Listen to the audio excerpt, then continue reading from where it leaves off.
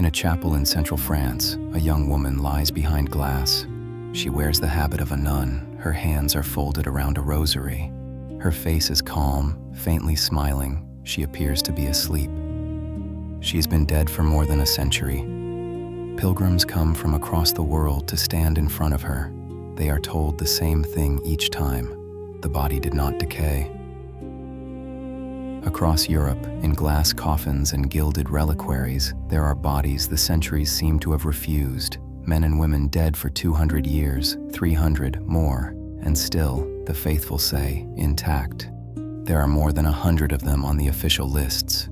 One has been seated upright on a golden throne in Bologna since before Columbus sailed. The church has a word for them, the Incorruptibles. But the word hides more than it tells, because the coffins were opened. Not in legend, in daylight, under oath, with masons and magistrates standing as witnesses. And what the physicians found was stranger than the word allows. Her name was Bernadette. She died in 1879 of tuberculosis at 35. When they first opened her coffin, 30 years later, there was no smell. The body was whole. The sisters washed it, dressed it in a fresh habit, and sealed it away again. That washing was a mistake. When they opened the coffin a second time, the skin had darkened. It had begun, at last, to mummify. Patches of mildew, a film of salts, in places the skin was simply gone. So in 1925, before she was placed behind the glass where pilgrims now stand, they made a decision.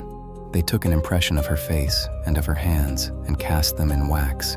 The serene face the world photographs, the sleeping face, is a mask. And yet, the physician who examined her, a man named Comte, cut into the body to remove 2 of her ribs as relics, and he found the liver, soft and almost normal after 46 years. He wrote it down carefully, the way a man writes when he is being watched. The organ should have crumbled or hardened to chalk. It had done neither. This, he wrote, did not seem to be a natural phenomenon. This is the pattern beneath the pattern. Most of the incorruptibles are not what the crowds believe. Some are mummified, dried by the cold air of a stone crypt.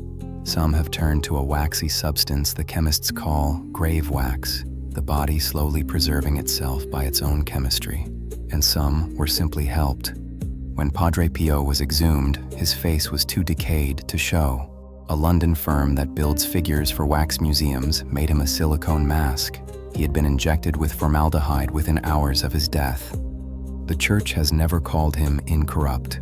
When another pope was found well preserved, the Vatican chose its words with great care: not miraculous, not incorrupt, only this, remarkably well preserved. That caution is the part the crowds miss. The church no longer counts an incorrupt body as proof of anything. It does not say the word miracle until every ordinary explanation has been tried and has failed. The institution believes less than the pilgrims do. It has seen too many coffins, so return one last time to the chapel in France. The face behind the glass is wax. That much is certain, and the church has never hidden it. But beneath the mask, in a body a physician opened with his own hands, was an organ that should have been dust and was not. And in a convent archive, in his careful script, is the sentence he could not bring himself to explain. The thing that survived was never the body. It was the testimony.